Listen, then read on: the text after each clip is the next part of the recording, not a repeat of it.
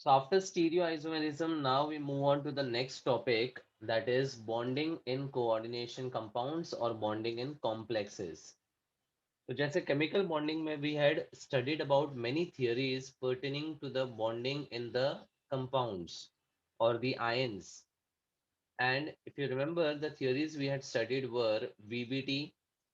From VBT, we moved on to the concept of hybridization. And also, towards the end, we had talked about MOT, that is molecular orbital theory. ठीक है, तो वैसे ही complexes में भी, to understand the bonding between the metal and the ligands, we have various theories which are postulated. Out of them, the first one is valence bond theory. Now, this same theory we had studied about compounds also. What was the main postulate in that? सबसे important postulate क्या था VBT का?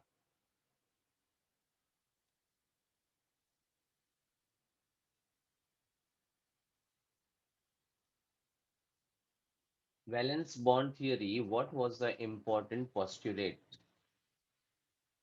when we had talked about bonding in compounds?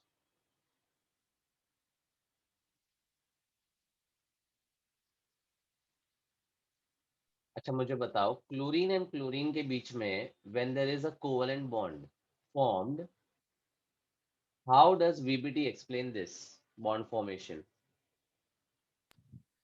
Overlap of the orbital. Perfect. That's what I was asking.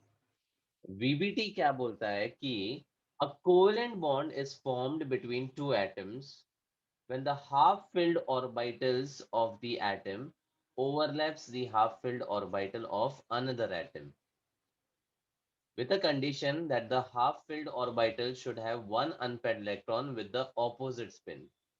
Matlab, if this chlorine is having an orbital with an unpaired electron in the clockwise spin, then this chlorine should have another unpaired electron with the opposite spin. अब ये दोनों orbital जब एक दूसरे को approach करेगा, तो VBT says that the two orbital overlaps with each other, and because of the overlapping the electrons are shared, and that shared electrons correspond to formation of a covalent bond. So once again, VBT states that a covalent bond is formed by overlapping of half-filled orbitals with unpaired electron in the opposite spin. When the orbitals overlap, a covalent bond is formed. ठीक है? So on the same lines, VBT क्या बोलता है कि if the metal and the ligand is forming a coordinate covalent bond, then the half-filled orbital of the metal will overlap with half-filled orbital of the ligand, which is having the lone pair or the unshared electron pair, which will be donated to the empty orbital of the metal. अब coordinate covalent bond में क्या होता है, एक orbital जो है vacant होगा और दूसरा orbital will have the electron pair. यहाँ पे एक एक इलेक्ट्रॉन शेयर करने की बात नहीं हो रही है, यहाँ पर पेयर ऑफ इलेक्ट्रॉन्स की बात हो रही है. And covalent versus coordinate covalent में यही फर्क था ना. कोवेलेंट बॉन्ड में both the atoms contribute one unpaired electron, and coordinate में एक ही एटम दोनों इलेक्ट्रॉन को कंट्रीब्यूट करेगा, दूसरा सिर्फ उसको एक्सेप्ट करेगा. That's what we have studied with respect to coordinate bond, right? Everyone, yes or no? Yes, sir. Yes. So now, when the metal ka orbital overlaps with the ligand ka orbital, this electrons get shared and there is a bond formed between the metal and the ligand. That's what is the main postulate in VBT with regards to complexes also. That a coordinate covalent bond would be formed when the metal overlaps the orbital of the ligand having the lone pair or the unshared pair of electrons. Okay. So having understood this, let's apply the VBT to understand the bonding in various complexes. तो कुछ typical examples हैं जो हमें यहाँ पर study करना है. out of which the first one is CONH3 6 with a 3 plus. It's the amine complex of cobalt ion. Now यहाँ पर एक set of steps है जो आपको follow करना है, which makes it very simple to understand the bonding in complexes. The first thing is to identify the primary valence, which is oxidation number of cobalt. Can you tell me what is that? +3. +3. Because amine is a neutral ligand, तो जो भी oxidation number यहाँ पर cobalt का है वही पूरा charge complex का भी है, so this is equal to +3. Now tell me, what is the cobalt configuration in the neutral state? Cobalt का configuration क्या है?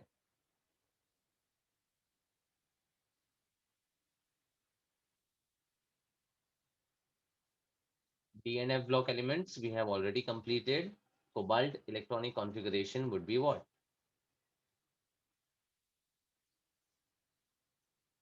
यहाँ पे सिंपल शॉर्टकट ट्रिक है, जो 4s2 27 है, हाँ, 3d7 4s2 3d7.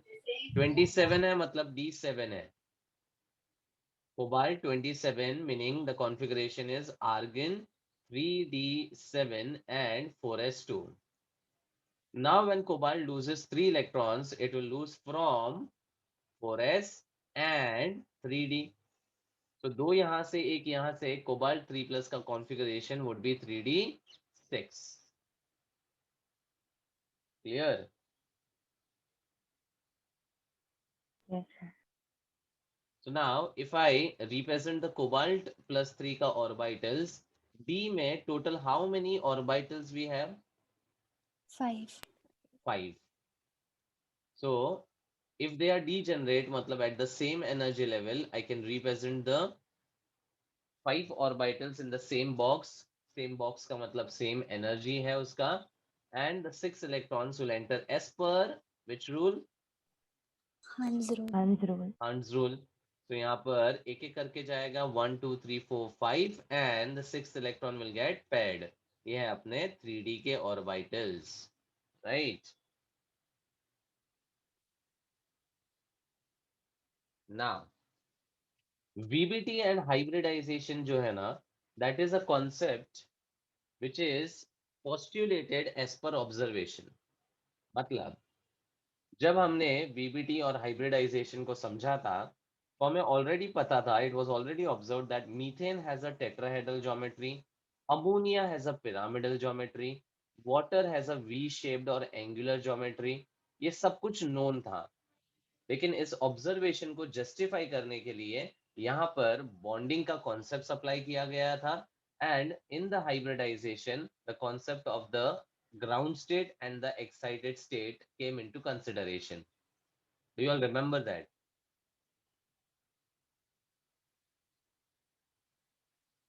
So if I talk about the ground state of carbon atom, carbon 6 has the configuration 1s2, 2s2 and 2p2, which will be entering as 1 electron each, 2 pi x, 2px1, 2py1 and 2pz will be having no electron.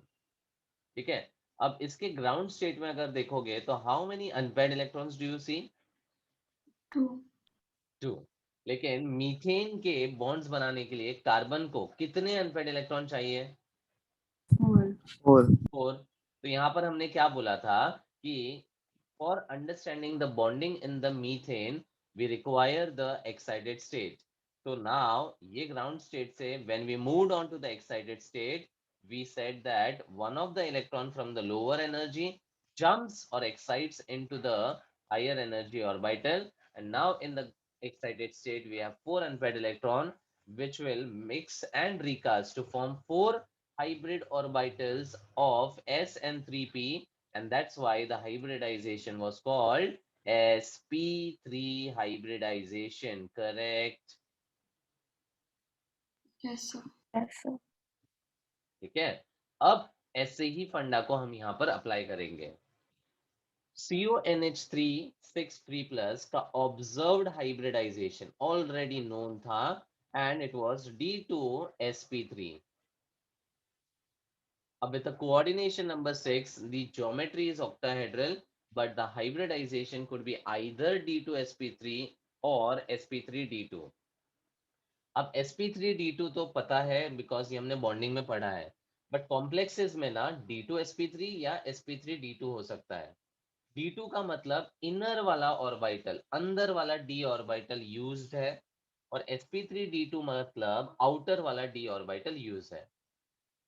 ठीक है, अब इसका मतलब इस example के through clear हो जाएगा। Now, when I say inner, मतलब 3d orbital of the cobalt 3 plus is used in the hybridization. और अगर वो hybridization में यूज हुआ है, इसका मतलब it should be vacant, क्योंकि अगर वेकेंट होगा तो ही तो अमोनिया अपना लोन पेयर उस ऑर्बिटल में डोनेट कर सकता है। तो यहाँ पर एक assumption किया गया था कि when the ligand ammonia approaches the cobalt ion, these unpaired electrons which are present in the d orbital gets paired. Gets what? Paired. समझा? जब अमोनिया अप्रोच करता है तो उसका डीजेनरेसी यानी जो इक्वल एनर्जी वाले ऑर्बिटल्स है वो डीजेनरेसी लॉस हो जाता है, और जो इलेक्ट्रॉन्स अनपेयर्ड है वो पेयर हो जाते हैं। मतलब अब अगर मैं अमोनिया के इन्फ्लुएंस में बताऊं तो क्या होगा, ये चार इलेक्ट्रॉन्स दो दो की जोड़ी में एग्जिस्ट करेगा, and now once they exist like this, you observe the 3d का two orbitals have become vacant. Along with that, the next orbital is 4s, and उसी एनर्जी लेवल में 4p के भी तीन ऑर्बिटल्स हैं। अब क्या होगा, this 2d 1s and 3p orbitals will mix and recast to form 6 hybrid orbitals of equal energy, and अब जो orbitals बनेंगे नए वाले, they will be called as the hybrid orbitals. Is this point clear?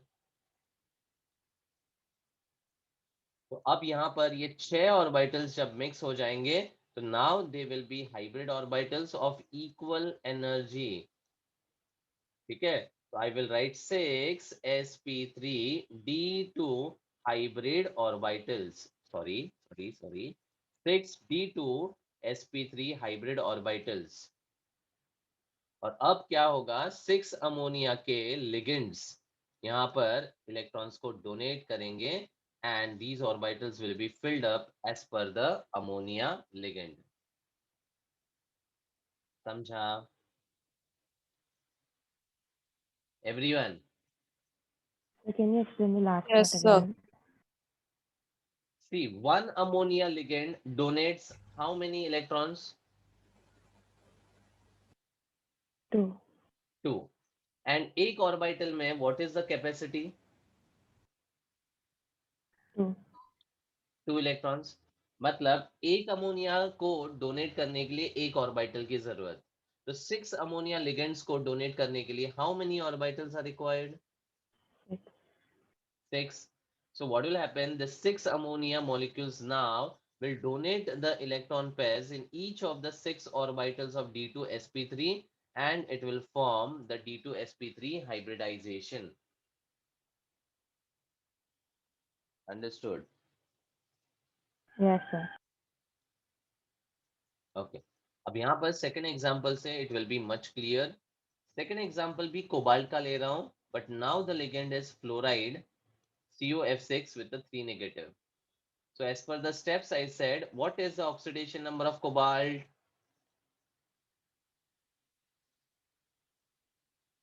Quick, Plus what 3. is Plus oxidation 3. number?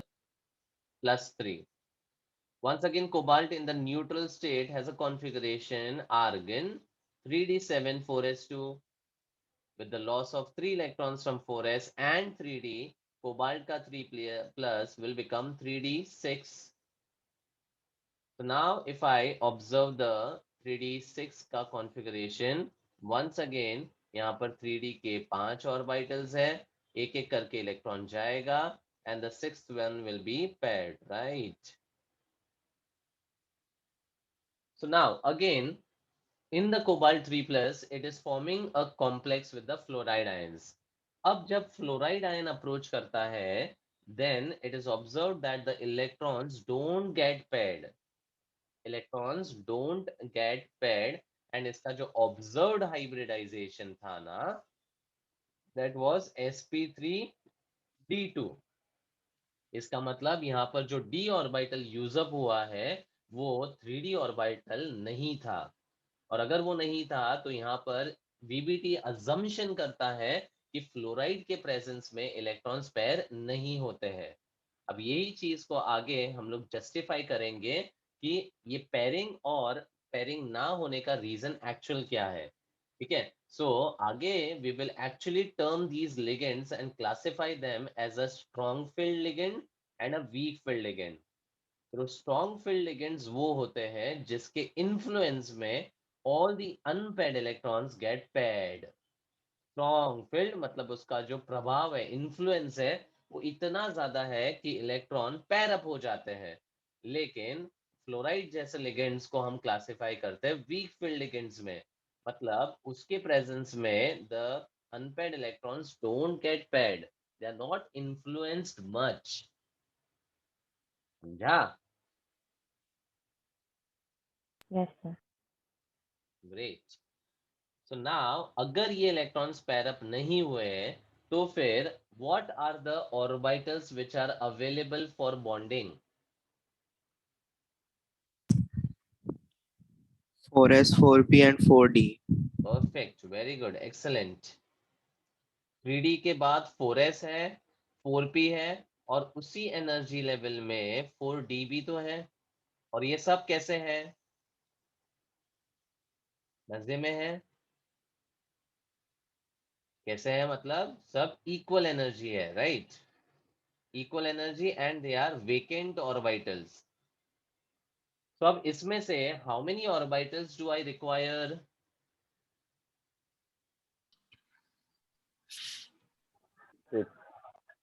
6, right? तो cobalt का जो 3d orbital है that will remain as it is. Now there will be mixing and recasting of 1 2 3 4 5 6 to form the 6 hybrid orbitals of equal energy. ठीक है, और अब जो orbitals involve हुए हैं वो s है, p3 है और d2 है। Hence the hybridization is called sp3d2 hybridization. And now the fluoride ligands would come and donate its electron pair to the empty vacant orbitals which are being generated.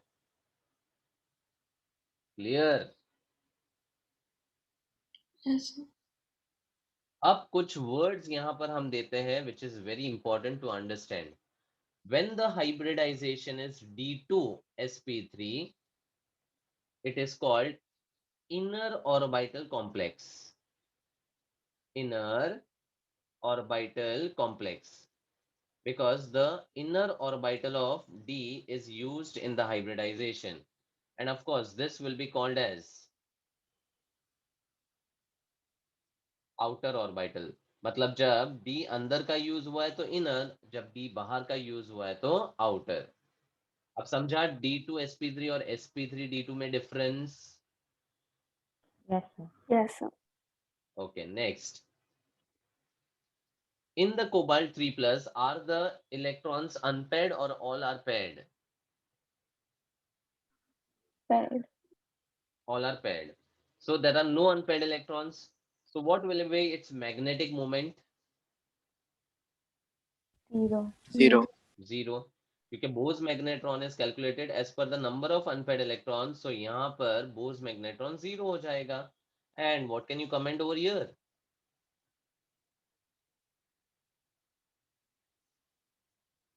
4 unpaired. 4 unpaired. So it will be root of 4 into 4 plus 2, which is root 24, which is somewhere 4.8 something something Bose magnetron. मतलब यहाँ पर the magnetic moment is really very very high. ठीक है, तो इसके basis पे अब दो और वर्ड्स यूज करते हैं। This because of no unpaired electron is called as a low spin complex, and इसको बोलेंगे हाई स्पिन कॉम्प्लेक्स। ठीक है, low spin and high spin complex. Are you getting it? Yes, sir. जो लो spin है उसको हम स्पिन पैड भी बोलते हैं. स्पिन पैड इलेक्ट्रॉन्स है ना. तो this cobalt NH363 plus is an inner orbital low spin or spin paired complex with a magnetic moment of 0. These are the questions which are asked in the MCQ. Inner orbital and ये outer orbital. ठीक है. और जो high spin है उसको भी एक नाम दिया जाता है spin free complex. Spin free complex because it is having the unpaired electrons which are free to spin. Simple. Clear? Everyone? Yes, sir. अब नेक्स्ट पार्ट में हम निकल के कुछ कॉम्प्लेक्सेस की बात करेंगे. So let's see. The next one is NiCl4 2 negative. Now given a complex, सबसे पहला step is to find +2. the oxidation number of nickel which is +2. Then you write nickel का configuration. So Fe-Co-Ni 28 will have configuration.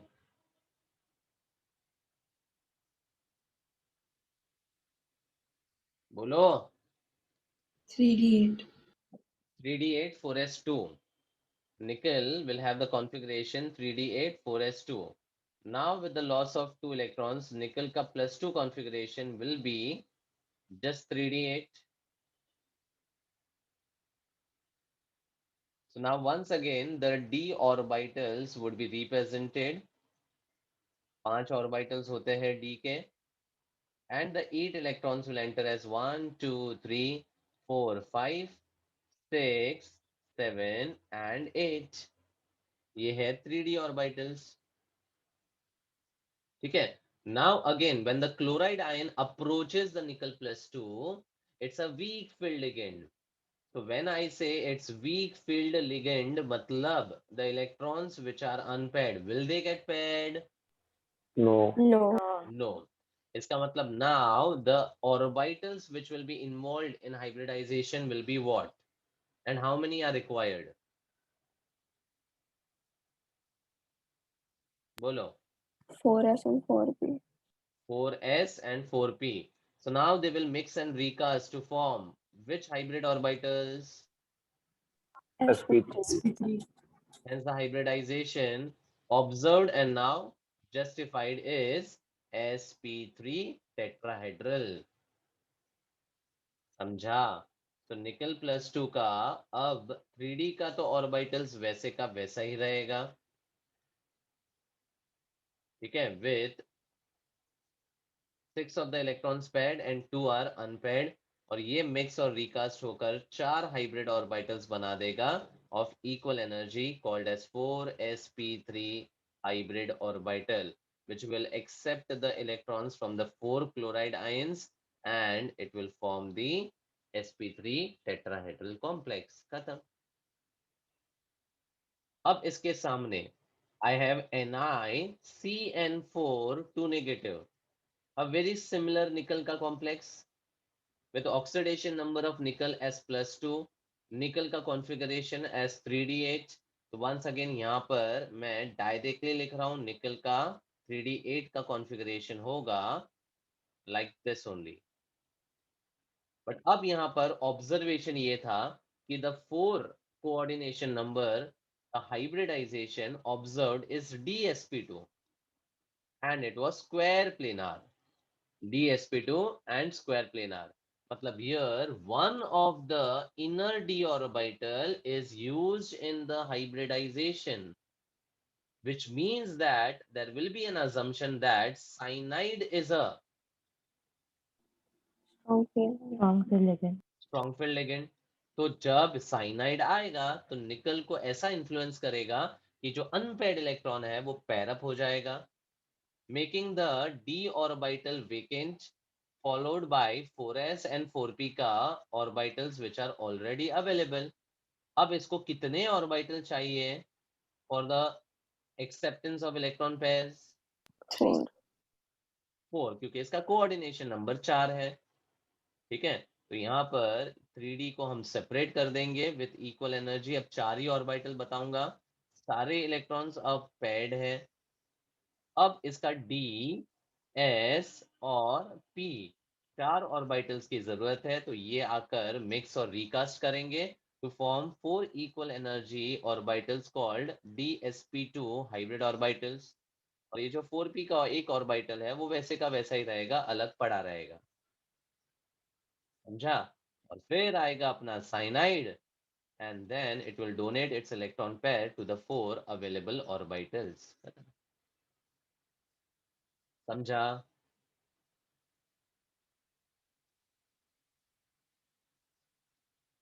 Hello? Yes, sir. Okay.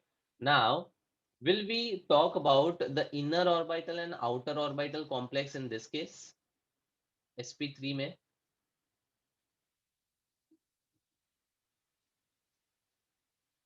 Inner orbital or outer orbital is a concept only for octahedral या फिर for the complexes which involve the d orbital. जब d orbital involved ही नहीं है तो इसको inner या outer orbital की बात नहीं करेंगे.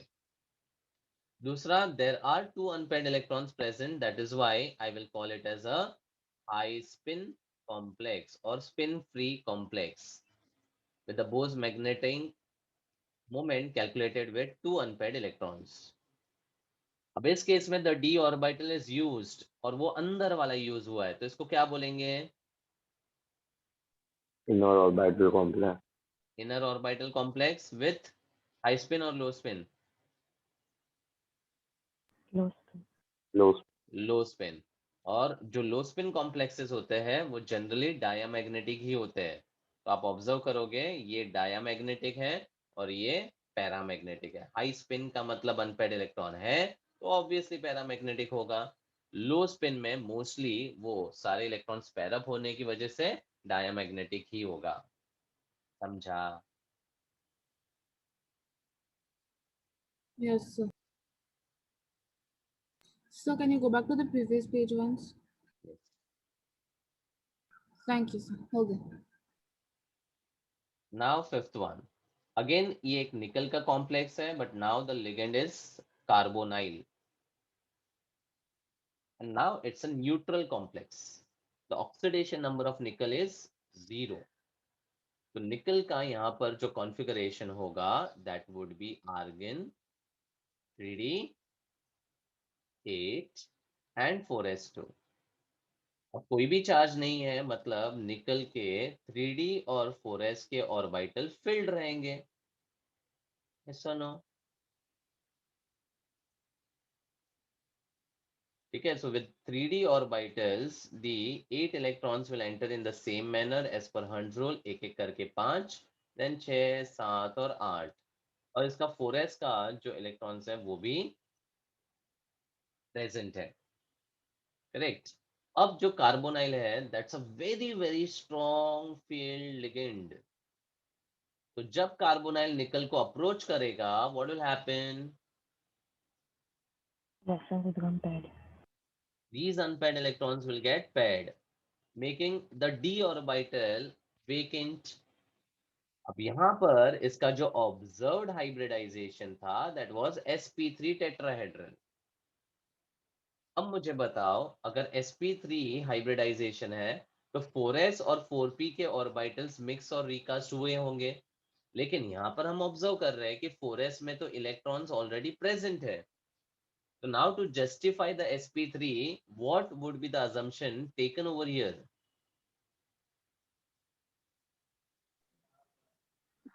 Those electrons move to 3D. Very good, excellent, super. The 4s वाला paired electron will move to the vacant 3d orbital. तो ये दो इलेक्ट्रॉन अब यहाँ पर ऑब्जर्व होते हैं. Let me show it with different color to make it clear. तो यहाँ पर 4s के जो इलेक्ट्रॉन्स हैं वो मूव कर गए into the vacant d orbital. now making the 4s and 4p का orbitals available for the hybridization. समझा? तो यहाँ पर एक assumption जो किया गया था कि 4s का इलेक्ट्रॉन मूव कर जाता है, that is very important. और उसके बाद ये 4s और 4p mix और recast हुए to form 4 hybrid orbitals, and then the carbonyl ligands donated the electron pairs and formed the sp3 tetrahedral complex. I'm not showing the further part. Is that okay? Yes or no? Hello? Yes, sir.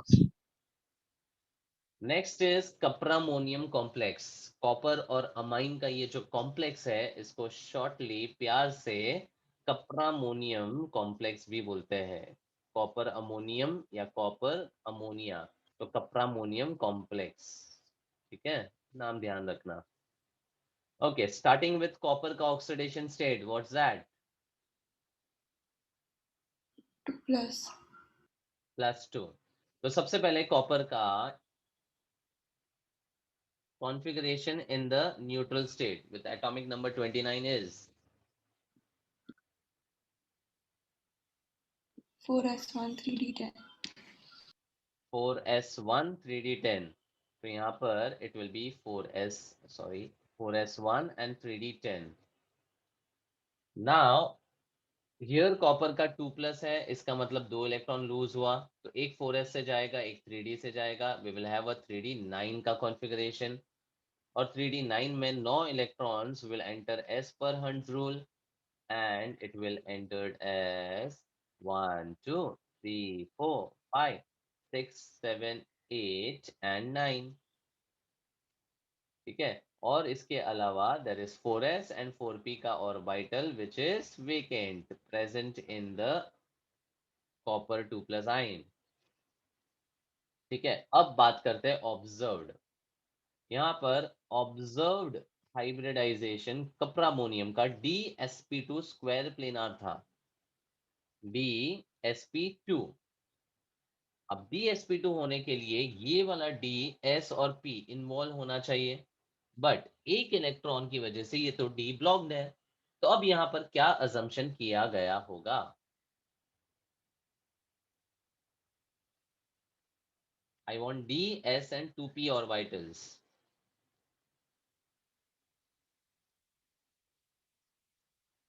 It moves to the p orbital. Correct, very good. ये वाला जो एक D का electron है ना, ये move कर जाता है इनटू द 4p का vacant orbital, thereby making the D, S and the 2p available. ठीक है, तो अब copper 2 plus with the influence or the presence of the ammonia ligand will have the D orbitals having the 8 electrons which are all paired.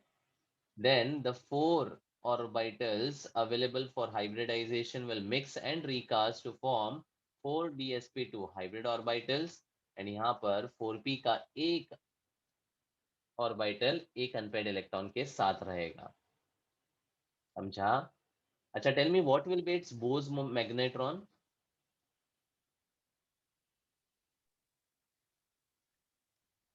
One into 1 2. 1 into 2,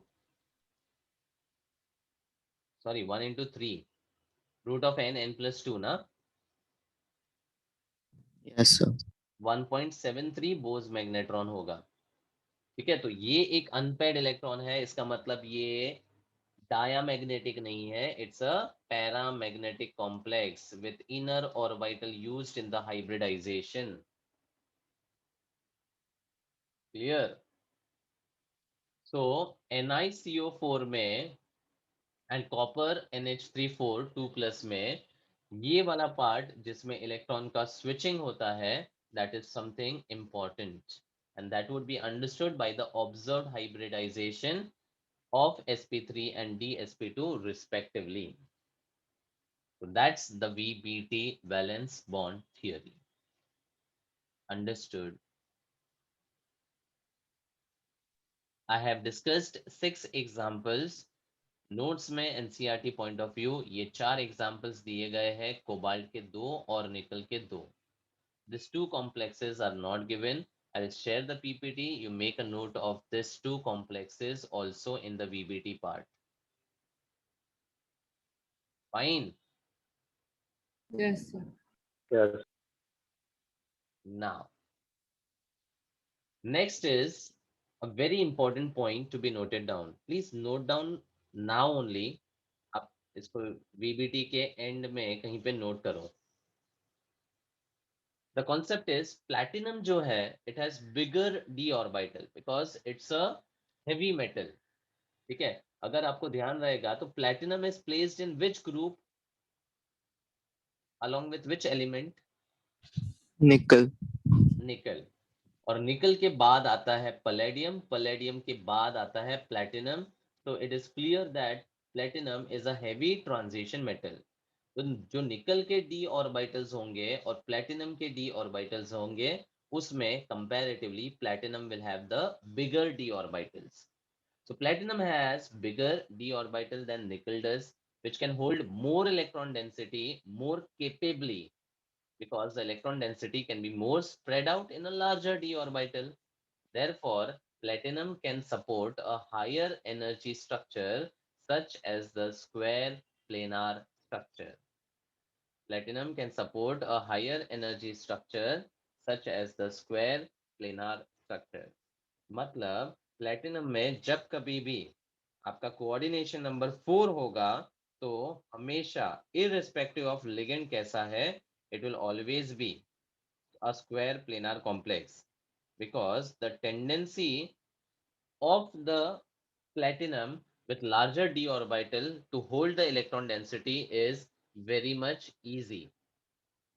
ठीक है, तो जैसे NiCl4, ध्यान देना, NiCl4 2 negative versus NiCN4 2 negative. What we observed, this was sp3 and this was dsp2, right? वैसे ही platinum के case में अगर मैं PtCl4 2 नेगेटिव या PtCN4 2 नेगेटिव कंसिडर करूं तो irrespective ligand strong filled है कि weak filled है, the hybridization in both the scenarios is dsp2 and the arrangement is square planar. Understood? Yes, sir.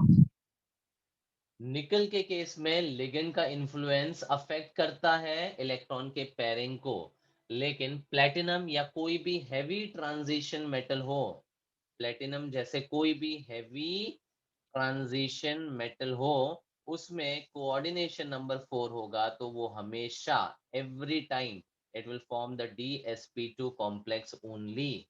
It will always form a square planar structure because it can support a higher energy structure. ठीक है, तो यहाँ पर एक और example था Wilkinson catalyst का. What was Wilkinson catalyst? RH, hmm PPH3, hmm Cl3, नहीं, Only PPH3 Cl. thrice and one Cl. Cl with a rhodium bearing a charge of +1. अब रोडियम भी तो आपका हेवी ट्रांजिशन मेटल में आता है. तो the moment you see HTM heavy transition metal like platinum और रोडियम, अगर कोऑर्डिनेशन नंबर 4 है तो आग बंद करके dsp2 इसका हाइब्रिडाइजेशन होगा with the reason as mentioned. उसके बाद जी सॉल्ट प्लेटिनम का ही कॉम्प्लेक्स था with a pi donor ligand CH2 double bond CH2 या C2H4 एंड 3 Cl यहां पर था ऋषि. With platinum bearing +2, the charge was -1 and counter ion इसका K+ था. तो यहाँ पर भी अगर आपसे हाइब्रिडाइजेशन पूछे, कुछ यहाँ पर डिटेलिंग करना नहीं है. As per the note which I have given, the answer would be directly dsp2. Platinum, rhodium, gold, silver, जब भी कोऑर्डिनेशन नंबर 4 हो, hybridisation will always be dsp2. समझा? अगर मैं इसको जनरलाइज करूं तो HTM like platinum, rhodium, gold, silver with coordination number 4 will always bear a higher energy square planar structure. समझा?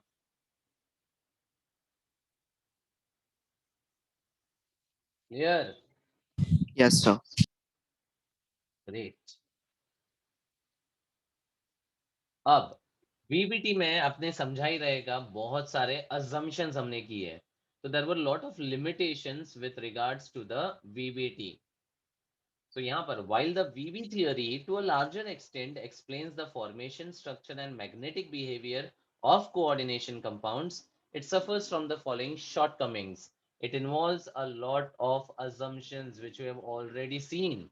It does not give quantitative interpretation of magnetic data. अब quantitative interpretation क्या होता है वो हम आगे next theory में समझेंगे कि इसका मतलब क्या है। It doesn't explain the color because यहाँ पर जो d orbital का splitting से color explain होता है, यहाँ पे splitting का कुछ बात नहीं किया गया था। It does not give a quantitative interpretation of thermodynamic or kinetic stability of coordination compounds. मतलब complex stable है कि नहीं है उसके बारे में कोई information नहीं दिया। It does not make exact predictions regarding the tetrahedral and square planar structure of 4 coordinate complexes. तो जब मन आया sp3 बोला, जब मन आया dsp2 बोला, based on the assumption. ठीक है, तो यहाँ पर प्रॉपर प्रेडिक्शंस यानी बेसिकली वो वीक फील्ड और स्ट्रॉन्ग फील्ड लिगेंड के बारे में डिस्टिंग्विश नहीं कर पाया था। हमने सिर्फ अजम्पशन किया था कि हाँ भाई ये लिगेंड वीक है तो इलेक्ट्रॉन पेयर नहीं होगा, ये लिगेंड स्ट्रॉन्ग है तो इलेक्ट्रॉन पेयर अप हो जाएगा, लेकिन उसके बारे में कोई जस्टिफिकेशन बीबीटी ने नहीं दिया था। So these are all the shortcomings जिसकी वजह से there was another theory required to explain the bonding, and the next theory very importantly is crystal field theory, that is CFT. Crystal field theory CFT. अब ध्यान देना, it's a beautiful concept, बहुत interesting है, just pay attention. So in the first part we understand the crystal field splitting in octahedral coordination entities. ठीक है, तो अब सबसे पहले इसका पोस्टुलेट। वीबीटी ने बोला कि मेटल और लिगेंड के बीच में बॉन्ड बनने के लिए देयर मस्ट बी क्या होना चाहिए? What was the main point of VBT for bonding? Vacant orbital. And orbital must Overlap. Overlap.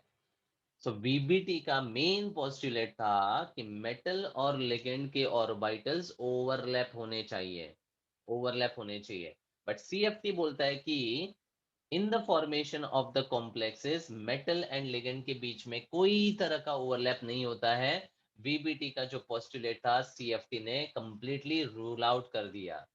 तो सीएफटी ने क्या पोस्टुलेट किया?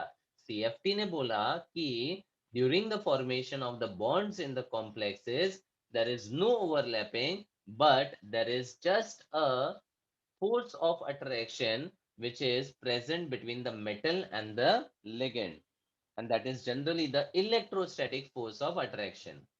When I say electrostatic matlab kya, what type of bonding it is talking about? Electrostatic, huh? Ionic. So let's understand with an example. Let's say I have a metal ion Fe2 plus and उसके सामने मेरे पास है cyanide ligand with a negative charge. अब plus है और minus है तो इनके बीच में कुछ कुछ होगा कि नहीं?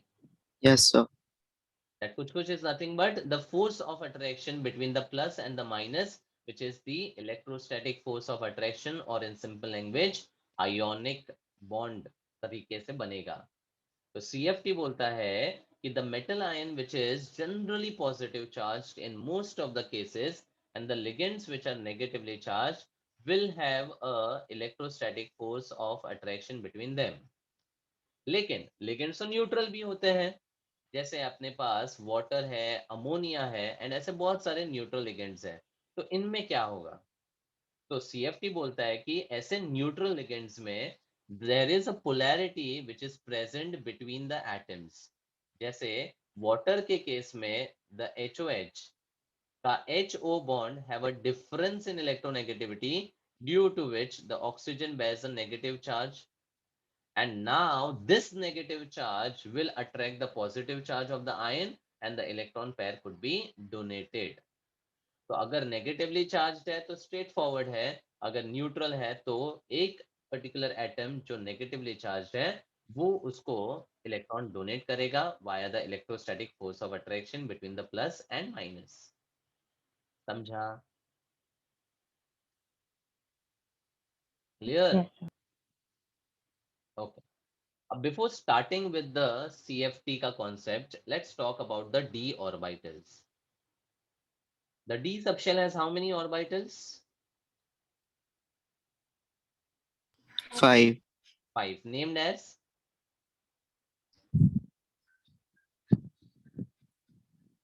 DXY, dxy, DYZ, yz, DZX, zx, and DX square minus Y square, and DZ square. perfect. And what was the difference in this notation xy, yz, zx का मतलब क्या था? XY, YZ are in between the axis, but the other two are along the axis. Perfect. xy, yz, zx notation means the double dumbbell is between the two axes. मतलब मान लो ये आपका है, मान लो ये आपका है x एक्सिस, ये y एक्सिस और ये z एक्सिस। ठीक है? So now in case of dxy, the double dumbbell will be between the axes, यानी कुछ ऐसा, this is 1 and this is 2। ठीक है? वैसे ही यहाँ पर अगर मैं y और z ले लूँ तो dyz हो जाएगा, यहाँ पे z और x ले लूँ तो यहाँ पर dzx हो जाएगा। मतलब in all the three cases the double dumbbell was between the axis। ठीक है? अब वही चीज अगर हम बात करें in the x square minus y square and z square, the double dumbbell is on the x and on the y axis। ठीक है? तो मान लो ये आपका एक्सिस है, यहाँ पर भी बना देता हूँ z square के लिए, ये x और यहाँ पर ये z ले लेते हैं और ये y लेते हैं। ठीक है? विजिबल ना? Yes, sir. हाँ। So now dx square minus y square मतलब the double dumbbell is on the x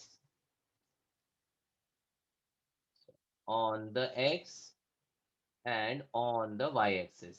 ये डिफरेंस समझा? And dz square में one of the dumbbell is on the z axis and the another dumbbell is present in the Donut. xy plane, which will appear as a ring, and that is why it is called a donut shaped dz square orbital representation। Fine, समझा? अब Yes. CFT जो है वो ये explain करने वाला है कि जब लिगेंड मेटल को अप्रोच करता है तो ये डी ऑर्बिटल्स के एनर्जी को इन्फ्लुएंस करता है।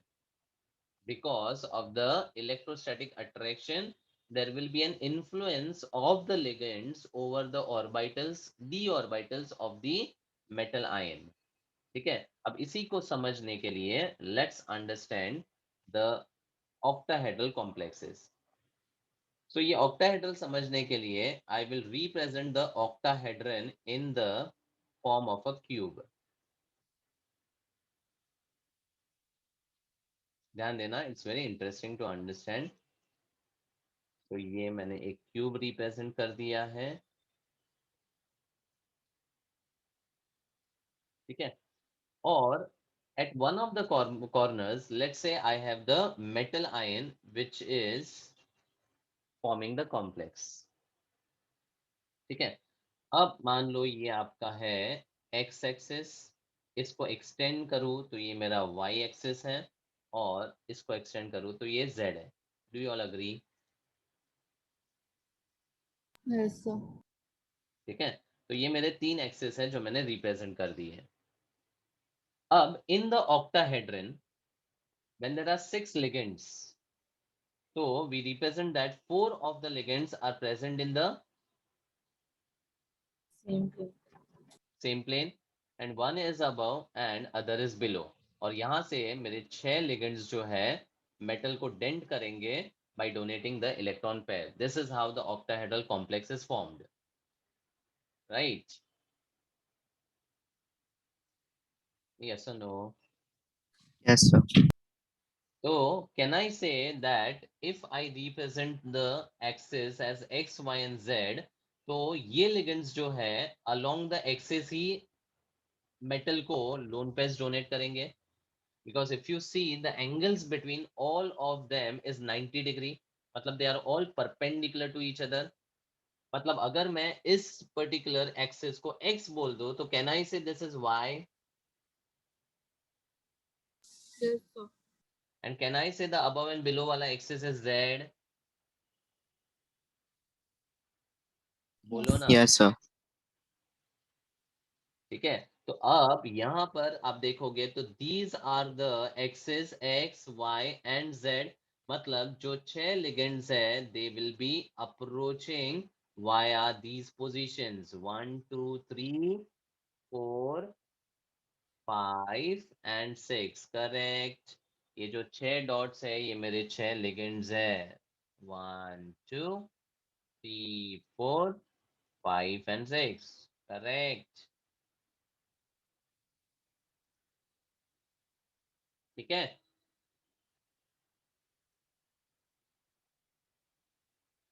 अरे बोलते जाओ. Yes, sir.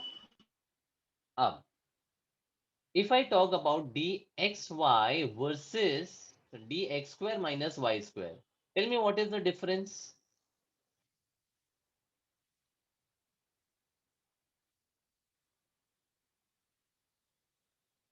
अरे बताया ना difference. The arrangement of the double dumbbell. The arrangement of the double dumbbell. Here xy मतलब between है और ये on है. बस between है और ये on है. अब मान लो ये मेरा x है और ये मेरा y है. So the dxy will have one of the lobes of the d orbital like this between them. बोलो आकी नहीं. Yes, sir. One of the lobes as this and जो x square minus y square है उसका एक lobe जो है वो कुछ ऐसा रहेगा on the axis. बराबर. मैंने सारे नहीं ड्रॉ किए. डबल डम्बेल के 8 लोब में से one of them will be between and dx square minus y square में one of them will be on. बस समझा इतना. Yes, sir. अब CFT क्या बोलता है कि मेटल का प्लस चार्ज है और लिगेंड के पास माइनस चार्ज है. ठीक है, तो मेटल और लिगेंड के बीच में there is an electrostatic force of attraction due to which the bonding happens. But जैसे ये दोनों पास आएंगे तो अट्रैक्शन के साथ साथ the metal ion will have some electrons in the d orbital and the ligand is already negative charge. तो attraction के साथ साथ there will be Repulsion. Repulsion. repulsion also. ठीक है, और इस repulsion की वजह से now whenever there is repulsion between the electrons of the orbital, what happens to the energy?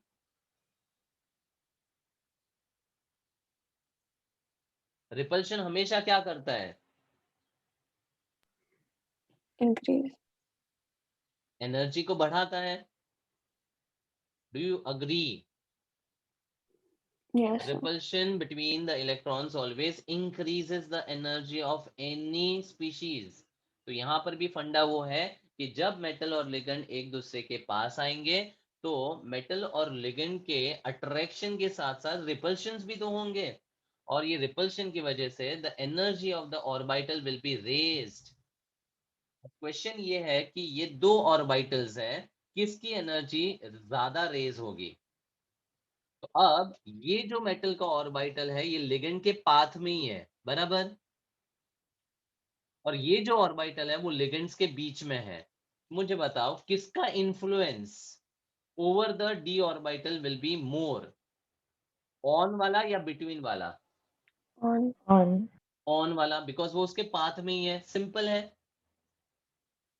इसीलिए यहाँ पर ये ऑब्जर्व किया गया था कि dx² माइनस वाई स्क्वायर और dz², जिसके orbitals are on the axis, will be raised in energy more as compared to the other three orbital which have the dumbbell between the axis, यानी xy, yz and zx. तो यहाँ पर जो 5 d orbitals पहले degenerate थे, वो अब split हो चुके हैं into the two energy levels because of the influence of the ligands over the metal ions. Understood?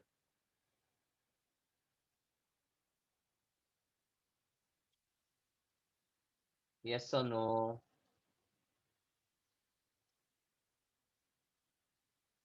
Hello. Yes, sir.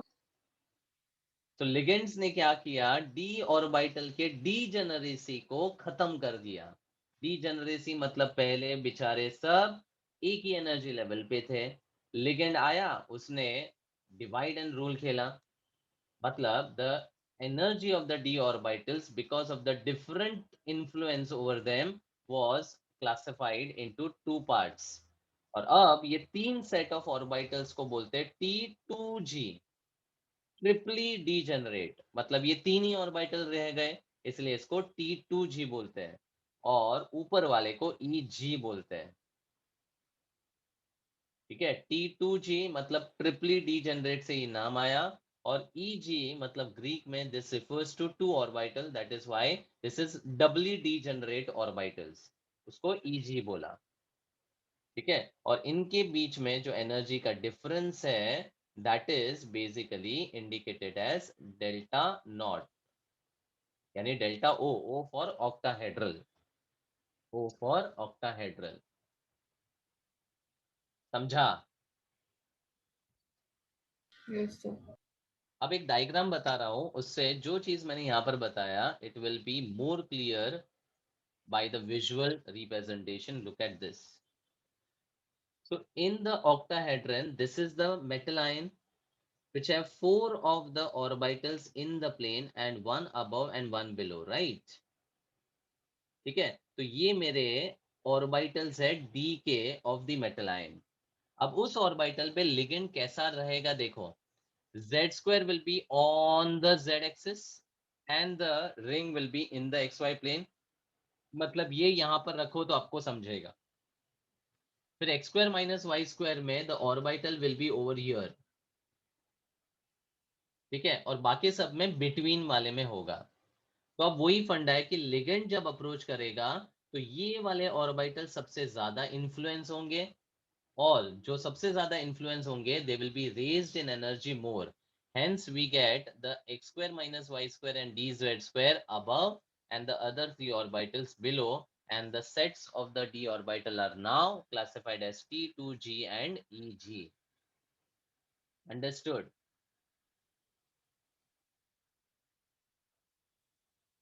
Yes or no? Yes, sir. Okay. And this is the diagram which is given in NCERT. There are the metal ka d orbitals which are 5 of them, x² minus y square, z², xy, xz, zx. ठीक है, तो जब free metal ion होगा, यानी जब कोई ligand से interaction नहीं होगा, all the 5 orbitals will have the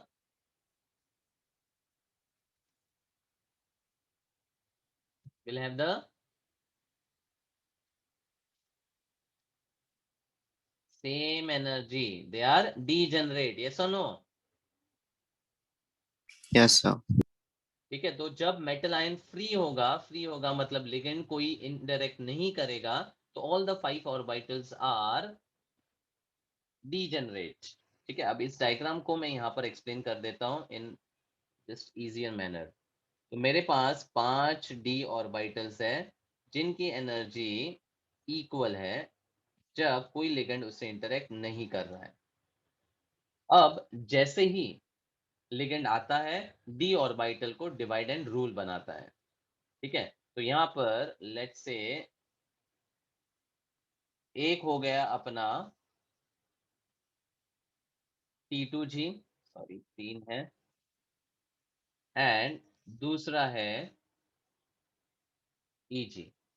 मतलब फर्क इतना ही है कि both are raised in energy but the T2G set is raised comparatively lower as compared with EG.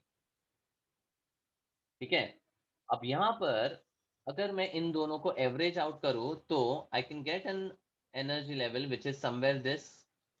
ठीक है, तो हम क्या बोलते हैं कि जब लिगेंड डी ऑर्बिटल को इन्फ्लुएंस करता है तो both the orbitals are raised in energy and let's say the average level to which it is raised is this. अब ये एक हाइपोथेटिकल एनर्जी लेवल है लेकिन इसके थ्रू अंडरस्टैंडिंग सिंपल हो जाता है, इसलिए हम ये हाइपोथेटिकल एवरेज एनर्जी लेवल को कंसिडर करते हैं. Now this hypothetical energy level is called Berry center. क्या बोलते हैं? Berry center. तो हम यहाँ पर बोलते हैं कि with respect to Berry center, the EG is raised this much. The EG is raised this much, and the T2G is lowered by this much. सही है, चलेगा? Yes, sir. Yes, sir. And the difference in the energy level कितना बोला था? Delta O. Delta O. Up with respect to this average energy level, we say that the EG is raised by 3 by 5 delta naught and the T2G is lowered by 2 by 5 delta naught. Lowered है इसलिए negative लिखा है. ठीक है, अब यहाँ पर ये वैल्यूज आई कैसे? अगर आप ये ऑर्बिटल्स के बेसिस पे if I just calculate the energies, so 2 by 5 is nothing but equivalent to 0.4 and 3 by 5 is equivalent to 0.6. ठीक है, so if I have the orbital energy as minus 0.4 minus 0.4 minus 0.4, how much is the total T2G energy? Minus 1.2. और ऊपर की तरफ अगर दोनों का 0.6 है तो कितना हुआ?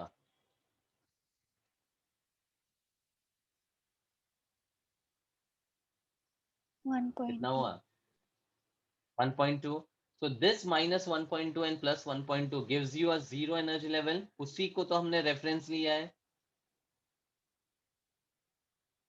ठीक है, इसीलिए now in the diagram you will understand that with respect to Berry center the three orbitals were lowered and they were called T2G. The two orbitals were raised in energy and were called EG, and the difference is delta naught, wherein with respect to Berry center EG is raised 3 by 5 and T2G is lowered by 2 by 5 delta naught. ठीक है, और ligand के influence में जब D orbital का splitting होता है इसी को बोलते हैं crystal field splitting. Crystal field splitting and many a times we call it as crystal field splitting theory. और जो एनर्जी है स्प्लिटिंग का उसको हम बोलते हैं CFSE, crystal field splitting energy. Crystal field splitting energy. समझा terms? So what is crystal field? Crystal field matlab the metal is considered to be a crystal. The d orbitals of the metal are considered to be the filled orbitals, and in the presence of the strong filled or the weak filled ligand they are getting splitted up. तो crystal के ligand के influence के basis पे the d orbitals are splitting. तो नाम में ही आप समझ लो कि ये concept है. समझा? Yes, sir. Crystal field splitting theory, CFT, and the energies associated with that is called CFSE. ठीक है, अब बात करते हैं बीबीटी के ड्रॉबैक का.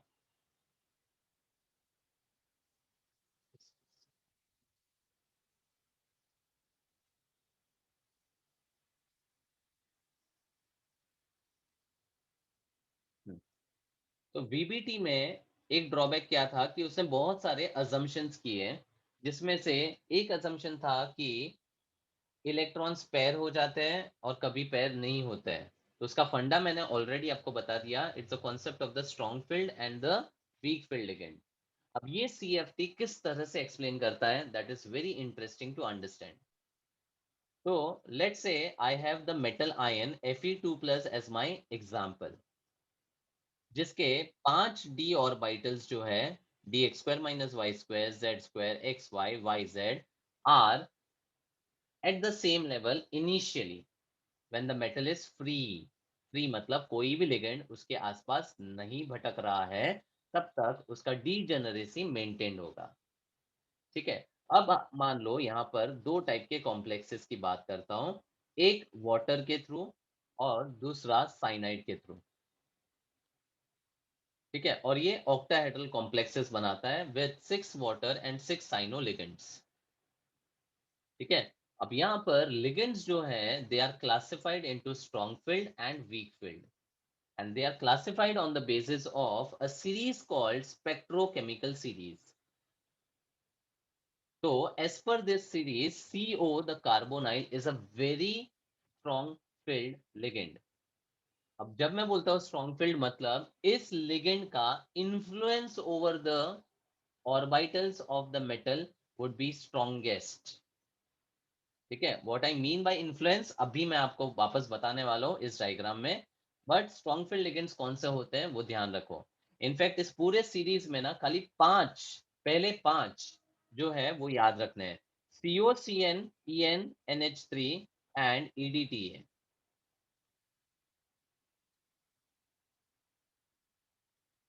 ठीक है, इसको याद रखो, COCN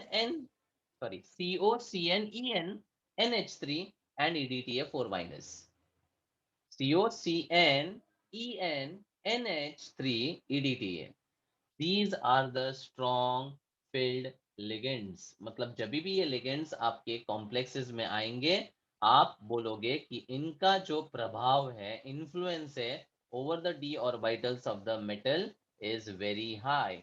Whereas अब मैं बाकी लिगेंड्स देखो तो NCS negative, water, oxalato, OH minus, chloride, sulphide, chloride, SCN negative, bromide and iodide, they have a very weak influence over the d orbitals. Okay, समझा? तो as per spectrochemical series water कैसा ligand है? weak, weak field ligand WFL। और cyanide कैसा है? COCN EN NH3 EDTA4- कैसा है? strong, weak, strong field ligand. तो जब ये लिगेंड अब मेटल आयन को अप्रोच करता है, द साइनाइड का influence is so very high that the splitting of the energy level is very high. मतलब यहाँ पर जो स्प्लिटिंग होगा ना वो काफी ज्यादा होगा, और यहाँ पर जो स्प्लिटिंग होगा because of the weak influence would be lower. ठीक है, समझा इन्फ्लुएंस? मतलब यहाँ पर the T2G will be lowered by a greater value and the EG will be raised by a greater value। ठीक है, तो ये अपना बेरी सेंटर है जो मैं कंसिडर कर रहा हूँ। ठीक है, और यहाँ पर भी एनर्जी रेस तो होगी, लेकिन the T2G will be lowered and the EG will be raised by a smaller value। This is EG and T2G। समझ रहा है एवरीवन?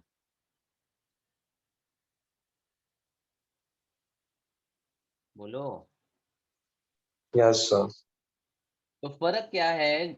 वीक फील्ड लिगेंड होगा तो उसका जो स्प्लिटिंग है, स्प्लिटिंग दैट वुड बी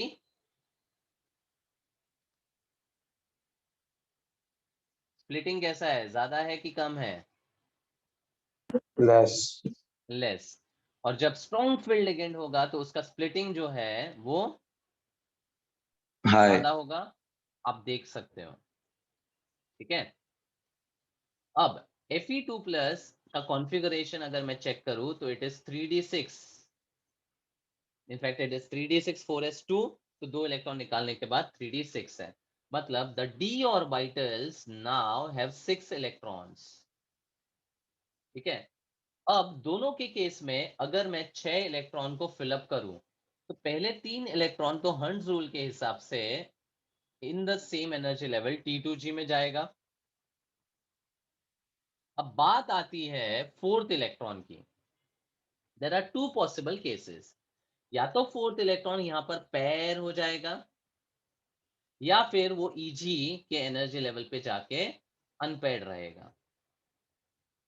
ठीक है, the three electrons in any scenario would be entering exactly similar, चाहे वो strong filled हो या weak filled ligand हो।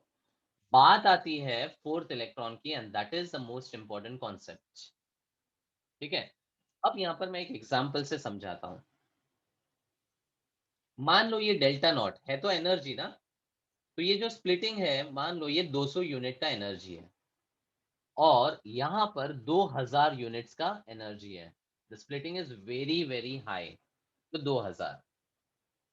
ठीक है, अब यहां पर जब फोर्थ इलेक्ट्रॉन आता है तो नीचे पैरअप होने के लिए उसको कुछ एनर्जी लगती है, उसको बोलते हैं पैरिंग एनर्जी। क्या बोलते हैं? क्या बोलते हैं? Pairing energy. Pairing energy. ठीक है, तो फोर्थ इलेक्ट्रॉन चेक करेगा कि पैर करने का एनर्जी कम है कि डेल्टा नॉट यानी ऊपर जाने का एनर्जी कम है। अब ऑब्वियसली जहां पर एनर्जी कम रहेगा वो वैसे तरीके से एंटर करेगा। Do you agree?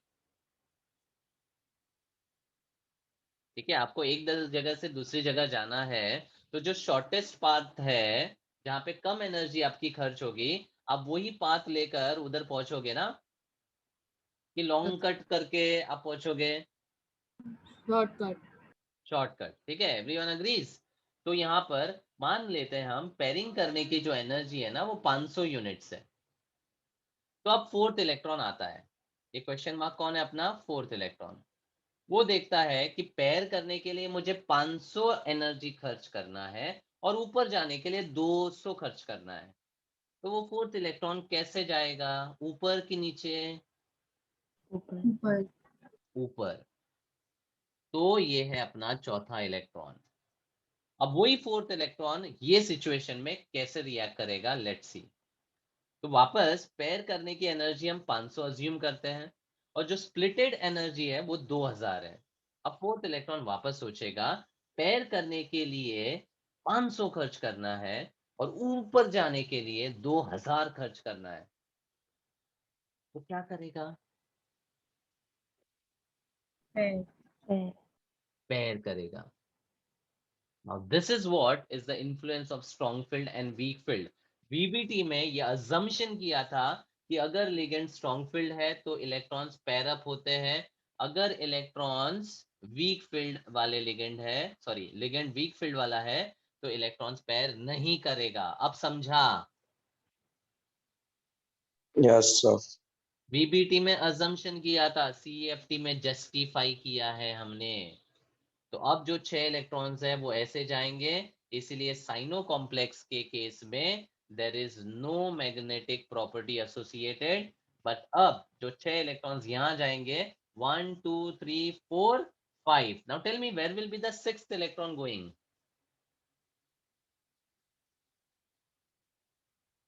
Paired. It will pair up with the T2G का फर्स्ट इलेक्ट्रॉन, क्योंकि नीचे वाले एनर्जीज लोअर है, तो ऑफ बाउंड हमेशा क्या बोलता है, इलेक्ट्रॉन लोअर में जाएगा फिर हायर में जाएगा। तो इस केस में जो स्प्लिटिंग है उसके बेसिस पे 1 2 3, फिर ऊपर 4 5, फिर 6 7 8 9 10 ऐसे जाएगा। वही अगर स्ट्रॉन्ग फील्ड होगा तो 1 2 3 4 5 6 सब नीचे, फिर 7 8 9 10 ऐसे इलेक्ट्रॉन जाएगा। समझा? Yes. ठीक है, अब मुझे बताओ with respect to the barycentre how much was Eg raised?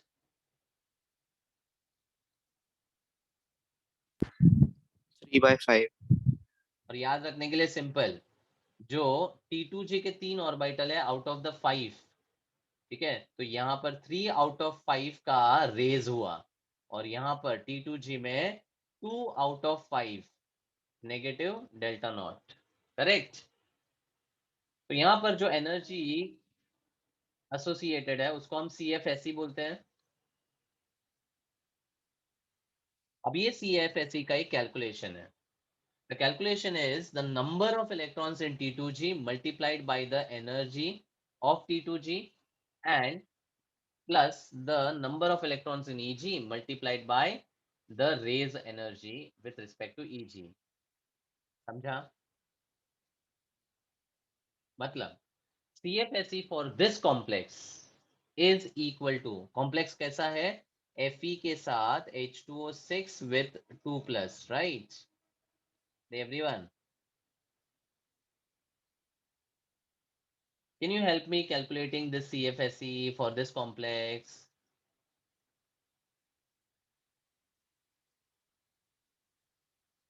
Number of electrons in T2G multiplied by the energy of the T2G plus number of electrons in EG multiplied by the energy of EG. Can you put the values for me, please? Please. 4 4. minus 2 by 5. Can I say minus 0.4 delta naught? Yes, sir. And 2. 2 into 3 by 5 delta naught. 0.6 delta naught लिख दो. So अब यहाँ पर minus 1.6 delta naught plus 1.2 delta naught gives you a value of negative 0.4 delta naught. This is the crystal field splitting energy associated with the complex. अब same way में CFSE for this cyano complex FeCN6 4 negative will be equal to, yes, help me with this. 6 into negative 0.4 delta naught. And plus there are no electrons over here, so 0 into 0.6 delta naught. तो जितने electrons T2G में है वो number into -0.4 plus जितने electron EG में है into 0.6 करो और यहाँ पर कैलकुलेशन करने पर आता है -2.4 डेल्टा नॉट. ठीक है. अब ये CFSE का इंपॉर्टेंस क्या है? CFSE जितना मैग्नीट्यूड वाइज ज्यादा होगा उतना कॉम्प्लेक्स स्टेबल होता है. So if I compare the magnitudes, the CFSE is higher for FeCN6. FeCN6 4 negative, and that is why यहाँ पर this cyanoligand का जो complex है Fe का, this is more stable as compared to the water या aqua complex of iron. ठीक है. तो स्टेबिलिटी जो है कॉम्प्लेक्स की वो एक और फैक्टर से डिटरमाइन होती है and that is related with CFSE का magnitude. Don't compare the negative sign के साथ, हाँ. It's compared with the magnitude. More the magnitude of CFSE, more is the stability. Am I clear on this? Yes, sir. Okay. So this was the part about octahedral splitting in the crystal as per the crystal field theory. ठीक है. वापस एक बार shortly summarise कर देता हूँ CFT को. CFT बोलता है कि there is no overlap between the orbitals of the metal and ligand, but there is an electrostatic force of attraction between the positively charged metal and the negatively charged or the polar neutral ligand.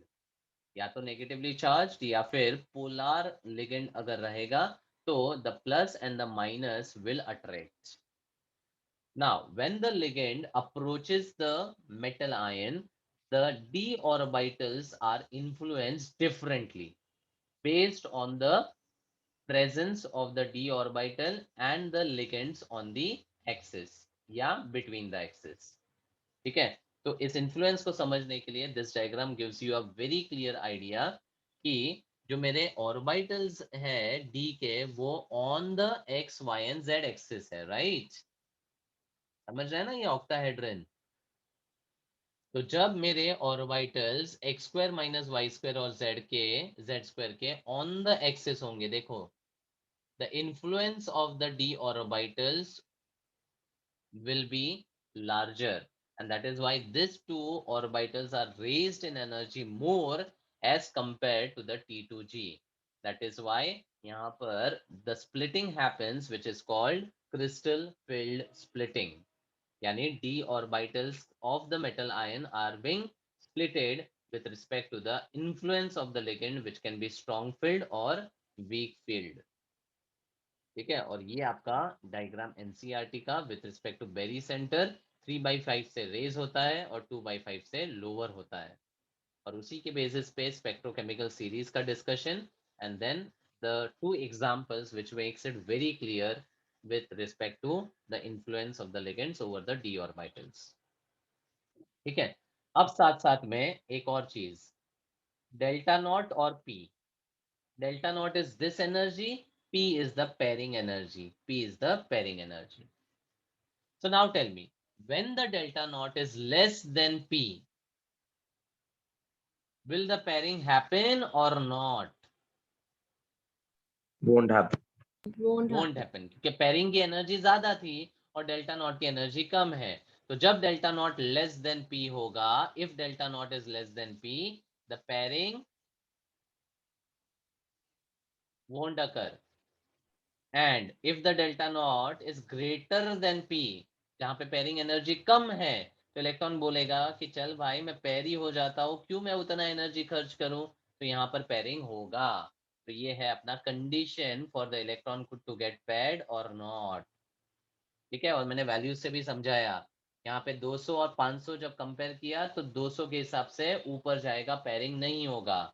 यहाँ पे 500 और 2000 है तो pairing होगा. Delta naught is much greater than the pairing energy, so the pairing will obviously happen. Clear? Acha, now through the VBT we can also calculate the Bose magnetron. Can you tell me the value over here?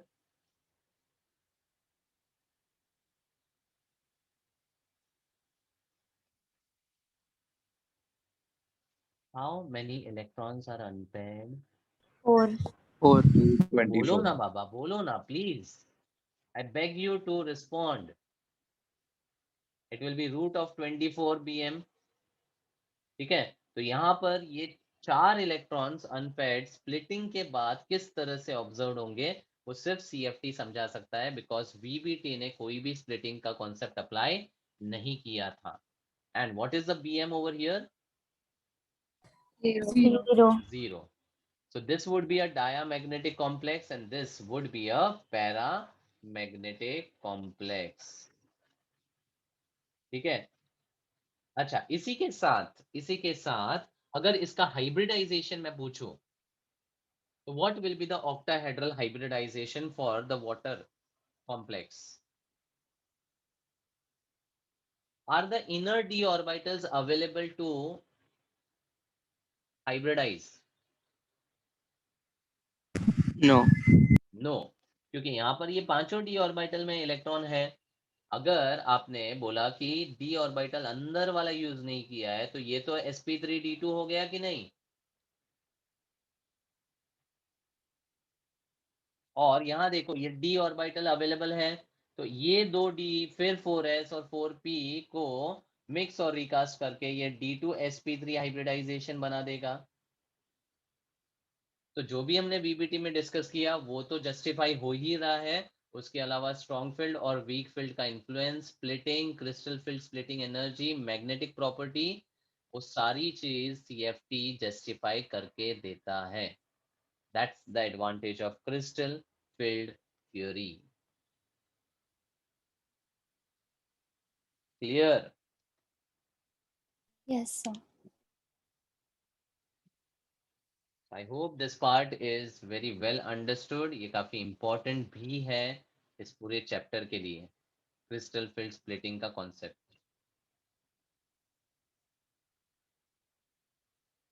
ठीक है, चलो stop here. Next time crystal field splitting का एक और part बाकी है जो octahedral complex के लिए है.